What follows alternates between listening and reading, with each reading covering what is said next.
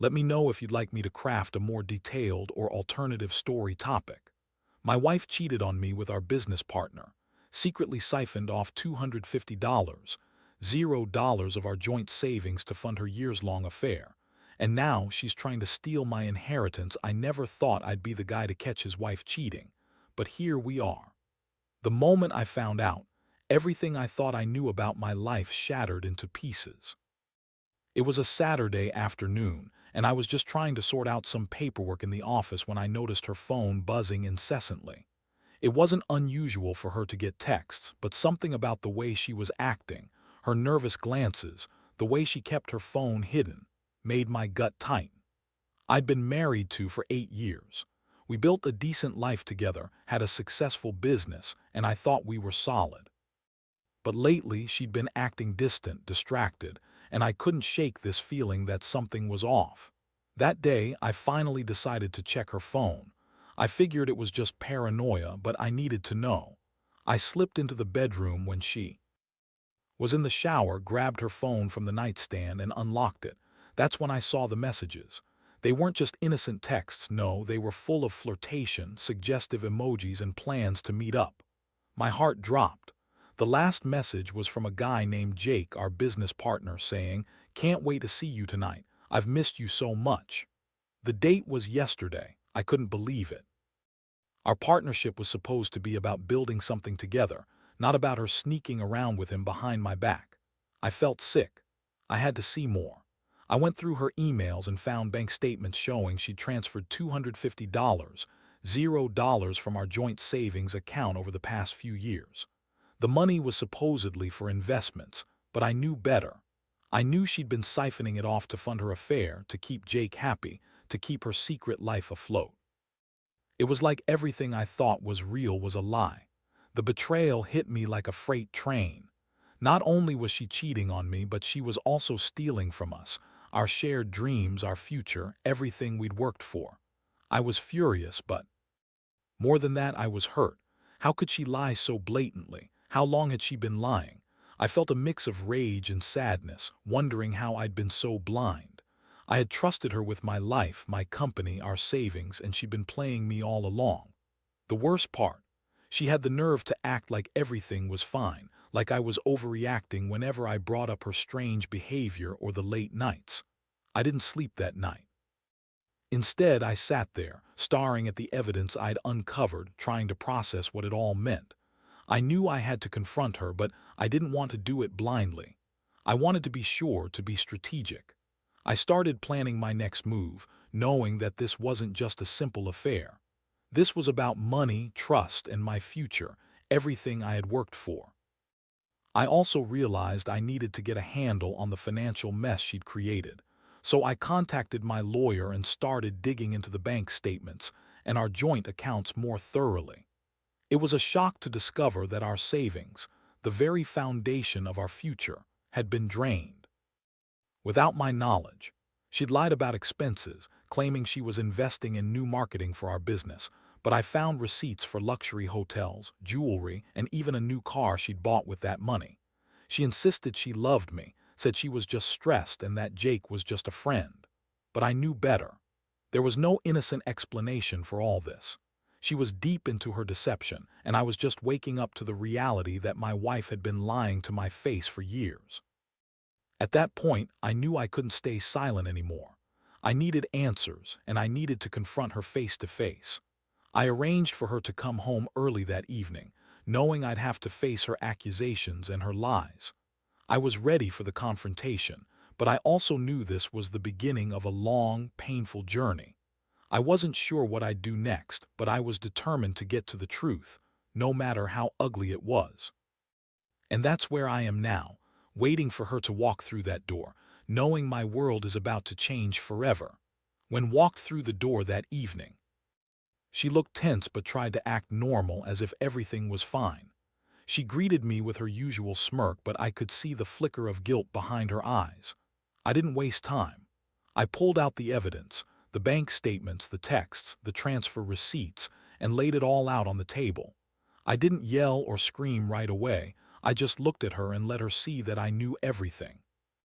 Her face turned pale, and for a moment she just stared at the documents like she was trying to find a way out of this. Then she started lying. Of course, she did. "It's all a misunderstanding," she said, her voice high-pitched and shaky. "You're overreacting. Jake's just a friend, and that money, I was just trying to cover our expenses. You know how tight things have been with the business lately." She brushed it off like she was trying to convince herself as much as me. I didn't buy it. Not for one second. I knew her too well. She's the type who can lie effortlessly, but I could see through her bullshit. I told her I knew about the affair, the money. She siphoned off everything. Her eyes flickered with panic, but she quickly recovered her bitchy attitude. "You're just paranoid," she snapped. "You always think the worst. Maybe if you paid more attention to me, I wouldn't have to find comfort elsewhere." That was the moment I felt the anger boil over. All the betrayal, all the lies, the stolen money, it was too much.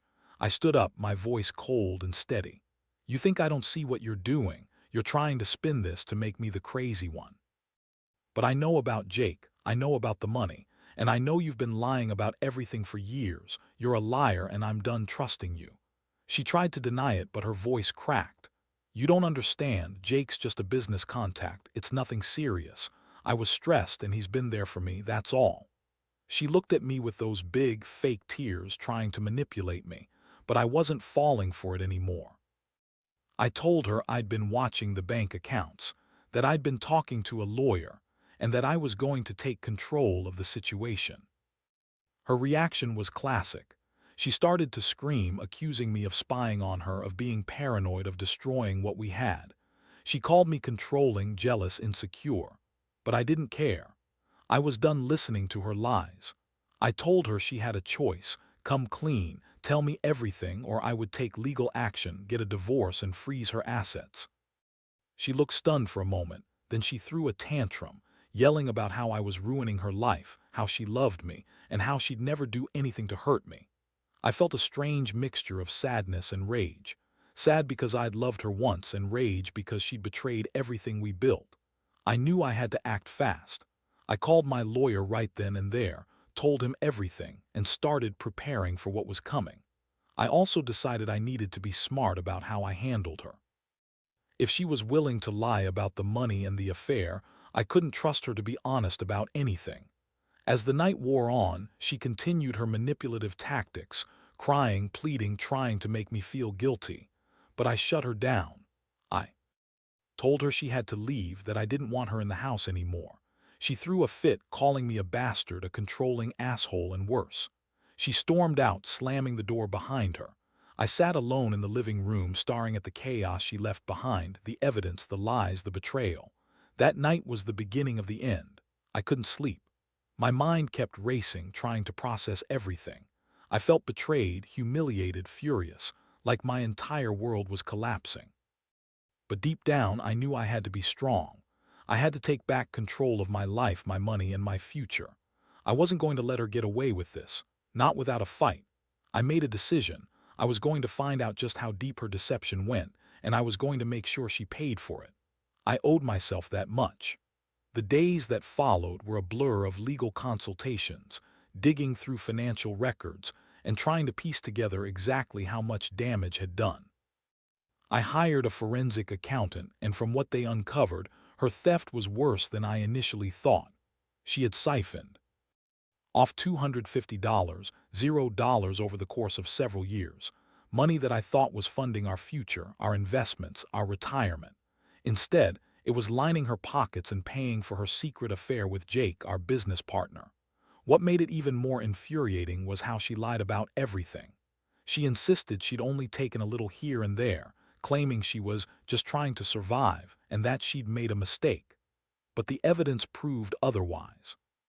She transferred large sums into secret accounts, bought luxury jewelry, a new car, and even paid for trips abroad, all with money stolen from the joint savings. She lied so convincingly, I almost believed her at first, but the truth was staring me in the face. I also discovered that she had been trying to set her sights on my inheritance. I'm set to receive a sizable estate when my parents pass, and I'd always planned to use it to secure my future and maybe even expand the business. But I found out she'd been subtly trying to push me into signing documents that would make her the sole beneficiary, trying to cut me out entirely after everything she'd done. I was furious. The woman I loved, the woman I trusted, was actively plotting to steal what was supposed to be my safety net. I couldn't believe her audacity. She was the queen of lies, lying about her affair, lying about the money, lying about her intentions. She'd even gone as far as to claim that I was paranoid, that I was overreacting, that I was the cause of all her stress. It was classic gaslighting, but I had proof, tons of it. I was furious, but I also felt a strange sense of clarity. I realized this wasn't just about betrayal. It was about someone who had no respect for me or what we built together. I started planning my next move carefully. I knew I had to confront her again with the full weight of the evidence, but I also wanted to be prepared for whatever she might do next. I contacted a divorce lawyer, and we discussed the best way to protect my assets and ensure she couldn't steal my inheritance. I also hired a private investigator to keep tabs on her. I didn't trust her to stay away or to tell the truth if she tried to spin her way out of it. Meanwhile, kept trying to reach out, calling, texting, even showing up at the house. She was trying to manipulate me, playing the victim, saying she'd made mistakes but still loved me. She insisted she was sorry and begged me to give her a chance to explain, but I wasn't falling for that anymore. I knew her game. She was trying to soften me up, to get me to forgive her so she could keep her grip on her lies and her money. One day, she showed up unexpectedly, crying and begging for a second chance. I didn't even let her get close. I told her I'd heard enough, that her words were hollow, and that I was done trusting her. I told her she needed to leave and that I was going to take legal action to protect myself and what's mine. She yelled, called me a selfish bastard, accused me of ruining her life, and stormed out again. I watched her go, feeling a strange mix of relief and deep disappointment. That night, I sat alone in my living room, staring at the documents spread out on the table. I realized I'd been blind for too long, blinded. Love by trust, by hope. But now I saw everything clearly. I was angry, yes, but also determined. I was going to fight for what's rightfully mine, for my future, and for the integrity of everything I'd worked so hard for. I knew it wouldn't be easy, and I knew the pain of betrayal would linger. But I also knew I had to move forward stronger and wiser. I spent the night drafting a plan, legal, financial, emotional. I was done being a victim of her lies. I was ready to take back control. The road ahead was uncertain, but I was certain of one thing. I wasn't going to let her destroy me or what I'd built. Not anymore. Over the next couple of weeks, I threw myself into the legal process. I didn't want to rush into anything without being fully prepared.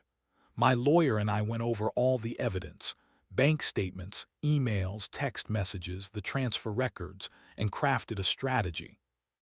The primary goal was to freeze any remaining assets might try to move, secure my inheritance rights, and prepare for a divorce that would be as clean and fair as possible. I also arranged for a forensic accountant to track any additional hidden accounts or transfers she might have missed. Meanwhile, kept trying to contact me, but I stayed firm.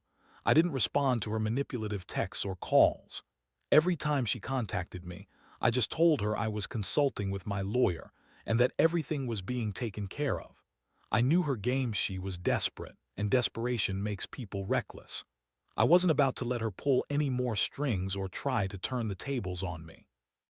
One day, I found out she had been trying to bribe one of our mutual friends to lie in her favor. I was stunned. She offered money, promising she'd pay him off if that I was overreacting, that she was innocent, that I was paranoid. Of course, I immediately told my lawyer, who warned me that her attempts to tamper with witnesses could backfire badly. I was relieved I had someone on my side who knew how to handle her tricks. The most jarring moment came when I discovered she'd been trying to get close to my family, especially my mother, to sway their opinion. She'd called my mother multiple times, pretending to be remorseful, asking for forgiveness and saying she wanted to make things right. My mom, who's always been kind and trusting, was taken in for a moment, but I sat her down, showed her the evidence, and explained what was really happening. She was shocked and disappointed. My mother has always been supportive, but even she couldn't ignore the truth anymore. Handling all this was draining. I felt like I was fighting a war on multiple fronts, emotionally, financially, legally. But I was determined not to let win. I started to see through her manipulations, her lies, and her attempt to turn everyone against me. The more she tried to manipulate, the more I realized I had to stay calm, focused, and strategic. I couldn't let her narrative control the story anymore. One night, I caught her red-handed trying to access our joint account online, probably to move more money or hide her tracks. I immediately contacted my lawyer, and we reported her for attempted fraud. I also changed all the passwords and froze the accounts. I was finally taking control back. That moment made me realize how deep her betrayal went. She was willing to risk everything just to keep her secrets hidden. Throughout all this, I couldn't help but feel a profound sense of loss. I had loved her once. I had trusted her with my life and my future. Now I was forced to admit that the woman I thought I knew was nothing but a master manipulator, a liar, a thief. It hurt more than I want to admit, but I also felt a strange sense of relief. I was finally seeing the truth, and I was finally taking steps to protect myself. I had to keep moving forward no matter how painful it was. The hardest part was facing the reality that I might lose the woman I once thought I knew. But I knew I couldn't keep living in denial. Her actions had destroyed any semblance of trust we had. The betrayal was too deep, the lies too many. I had to accept that I was better off without her trying to manipulate me or steal what was rightfully mine. I promised myself that I wouldn't let her ruin me. I'd rebuild, even if it took time. I was done being her victim. Now I was just trying to figure out how to move on and pick up the pieces. The legal process dragged on longer than I expected, but I refused to rush it. I wanted everything to be airtight, to make sure she couldn't wiggle out of it or find some loophole. Every day, I worked with my lawyer, reviewing documents, gathering more evidence, and preparing for the final showdown. I also made sure to keep a close eye on her movements, hiring a private investigator to track her whereabouts, just in case she tried to do something desperate or sneaky. During this time, I started to feel the emotional toll settling in. The initial shock had faded into a cold, numb clarity, but underneath, I was still angry, hurt, and betrayed. The woman I'd loved for so many years had turned into someone I barely recognized, someone capable of lying, stealing, and manipulating her way through our shared life. It was a bitter pill to swallow, and I knew I'd have to face the aftermath of all this very carefully. One afternoon, I found out that had made a move to try to access our inheritance. She'd been working behind the scenes, trying to convince the estate lawyer that I was unfit to handle my own affairs, claiming I was mentally unstable and that I was trying to ruin her. Of course, her attempts failed because I had already secured legal protections, and my lawyer had anticipated her scheming. Still, it was a stark reminder of how far she was willing to go. I felt a mixture of rage and pity. Rage because she was trying to steal what's mine, and pity because I realized how deeply she was lost in her lies and manipulations. I'd once believed she loved me, but now I saw her for what she truly was, a woman driven by greed and selfishness. That realization made me more determined than ever to protect my future. The final blow came when my lawyer informed me that a court date had been set for the divorce. I knew this was inevitable, but hearing it made everything feel more real. I was about to lose the woman I'd trusted for so long, but I also knew that I had no choice. I had to cut the cord and move on. The thought of starting over, rebuilding my life without her, was daunting, but it was also necessary. In the days leading up to the court hearing, I made a conscious decision. I would not let her manipulate me anymore. I would stand firm, protect what's mine, and finally put an end to her lies. I started packing up some of her things, not out of spite, but as a way to reclaim my space and my peace of mind. It was symbolic. I was reclaiming my life piece by piece. When the court date finally arrived, I sat there, feeling the weight of everything I'd been through. The judge listened carefully as my lawyer laid out all the evidence: the theft, the manipulation, the attempt to control my inheritance. The lawyer tried to spin her side, but it was clear they had no leg to stand on. In the end, the judge granted the divorce, awarded me full custody of the assets, and made rulings to protect my inheritance. Walking out of that courtroom, I felt a strange sense of relief mixed with exhaustion. It was over, at least the legal part. I knew I still had a long road ahead, recovering emotionally, rebuilding trust in myself and figuring out what's next. But I also felt a renewed sense of strength. I'd faced the worst betrayal I could imagine and come out the other side. I'd learned that trust, once broken, is nearly impossible to repair, but I could rebuild my own life without her. That night I sat alone in my house, reflecting on everything. I realized I'd been naive, too trusting, and that I'd let her manipulate me for too long. But I also learned that I was stronger than I thought. I'd survived, I'd fought, and I'd won my freedom. The betrayal still stung, but I knew better now. I'd have to heal, learn to trust again, and rebuild what's broken. But for the first time in a long time, I felt hope. I knew I was finally moving toward a new beginning, one where I could finally be truly myself, free from her lies and her treachery. After everything was finalized, divorce granted, assets protected, her attempts to manipulate thwarted, I felt like I was finally standing on solid ground again. The months of chaos, betrayal, and deception had taken a heavy toll, but I was determined not to let it define me. I started to focus on rebuilding my life, piece by piece.